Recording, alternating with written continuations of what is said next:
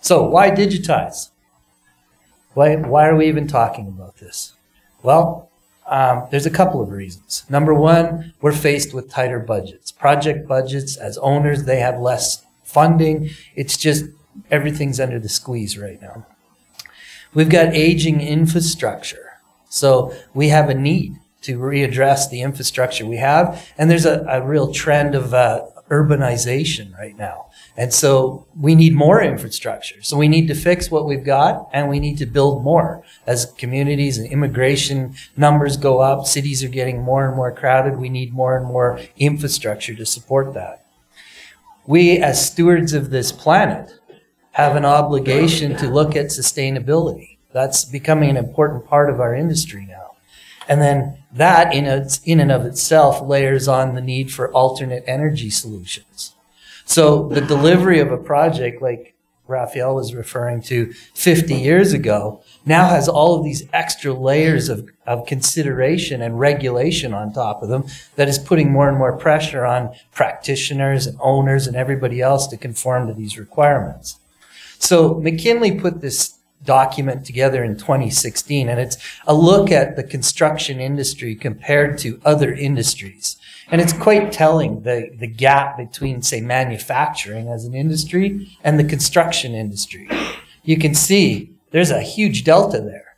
And I mean, I was last night in the social event, I was having some discussions, and I said, our industry is one of the few, if not the only, that would actually start building something when they hadn't yet fully put the instructions together on how to build it, right?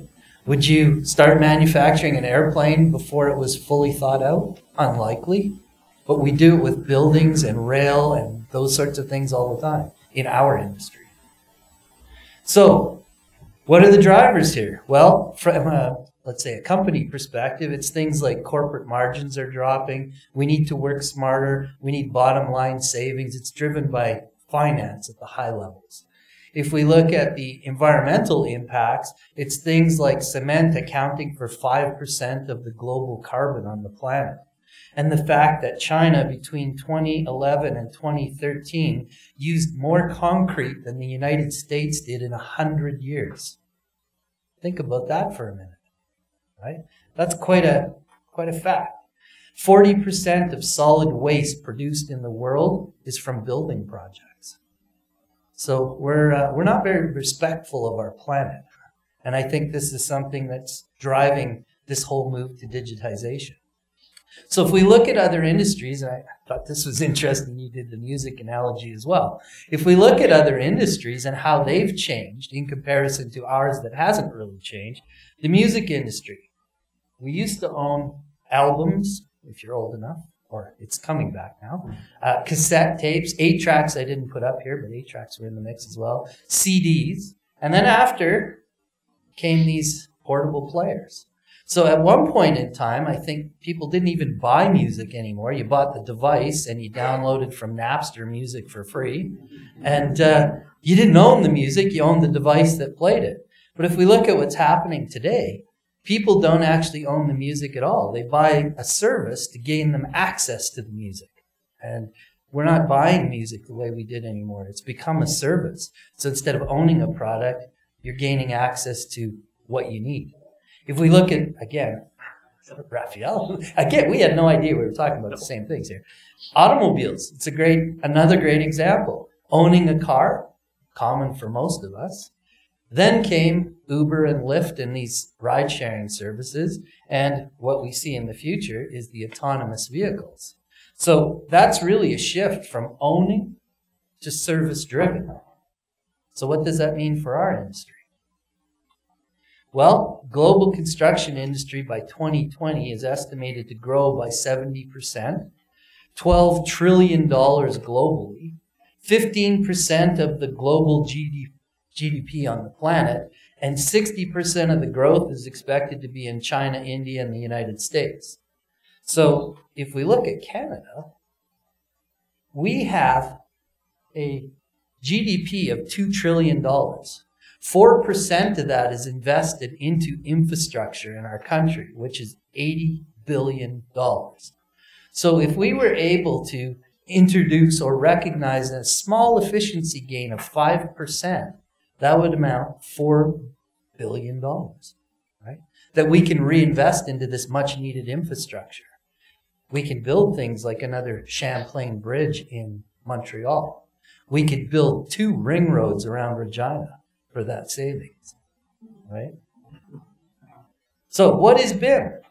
How many people think they know what BIM is? I'm curious. Show of hands. Right? Everybody's a little reluctant to put up their hands. And I mean, it's fair to hold your hand down because your perspective of BIM could be extremely different from another person's perspective. And that's really dependent on what your position is as a stakeholder in BIM. If you're an owner, you have a very different lens when you look at BIM than you are if you're an architect. If you're a person that produces products for architecture, let's say, you're going to have a different lens than an engineer that does HVAC, right? So it's a very difficult thing to define, and that's why there's no clear definition for BIM today. I like this one. It's a digital representation of physical and functional characteristics of a facility. Notice the word facility. It's not buildings necessarily. Could be a bridge, could be a rail, could be a canal. BIM is not just buildings. The worst thing you can do is think of the word building as a noun. Think of it as a verb. It's the act of constructing something. So when you're thinking about BIM in terms of a company or how you'd implement it into your daily lives, it's less about the technology. That's the smallest part. For those that know about GIS, it's very similar. The tool you use is very, very small part of the discussion. It's really the process change and the human behavior, the social implications of this change that are the hardest things to get your head around. That's what we struggle with most. My firm, Associated Engineering, we've been at this for several years, 9 of them to be exact, since I joined. And it's still that changing people's behavior is the biggest challenge. We've defined processes, we've reworked the way we're going to deliver it, but it comes down to the individual's engagement in this process change. And I always say there's only 2 ways you can change a human's behavior. 1, a compelling reason, something they see value in, or 2, a consequence. We've hit a point in history, I think, where the compelling reason is being pushed harder by the consequences of not doing this. So, something to think about. If you leave today with nothing other than this, leave remembering that BIM is not just buildings. It's not architecture driven only. All right? So that's enough about what is BIM. What's the role of BIM moving forward? So our industry today is flooded with all sorts of new technologies that are making their way into the construction industry. Things like robotics. So has anybody seen this little drywall robot yet? Japan? This individual goes over, I say individual like it's a person. This machine goes over, picks up a sheet of drywall, walks it over, puts it on the wall, drills it onto the wall, goes back, gets another sheet, goes over, puts it on the wall, drills it up. Imagine the impact of that on the construction industry. We've also got robotics in the form of concrete laying machines. We've got things like these cement parging machines. We've got other 3D printed solutions, things like printing concrete, printing with other materials like the steel bridge you see here. We've got new materials being developed, nanomaterials and new construction materials that never existed before. We've got wearable technologies in construction. So things like the, what's it called, daiquiri helmets. Anybody seen these before? They allow the person in the field to actually see the data in the facility that they're standing in. Equal to that, wearable technologies for safety and routing of humans involved in projects. We've got things that probably are a little more familiar to most of us, terrestrial-based scanning technology and drone-based scanning. And then all of that, BIM is on top of as well, or plays a part in. So, and notice I'm using the words open BIM here. I'm not talking just about BIM. When I say BIM, I never think of a product. Revit never comes to my mind when I say the word BIM. What I'm talking about is information modeling. And that's what people need to really think about. This isn't a tool, because as long as people think about this as a tool, You're not changing your process and the way you think about it. I recently, well, I shouldn't say recently, it's a few months back, spoke with a secondary education institution, and they wanted to talk about their BIM program. And so after listening to about a 40-minute presentation on their BIM program, I was a bit appalled to discover that all they talked about were software products. They did not talk about BIM at all. They talked about tools. Well, we're using this tool now and teaching this piece of software. And I'm thinking, well, what's BIM in all of this? Because you can draft with BIM tools in 2D. That's not BIM, right? Very different.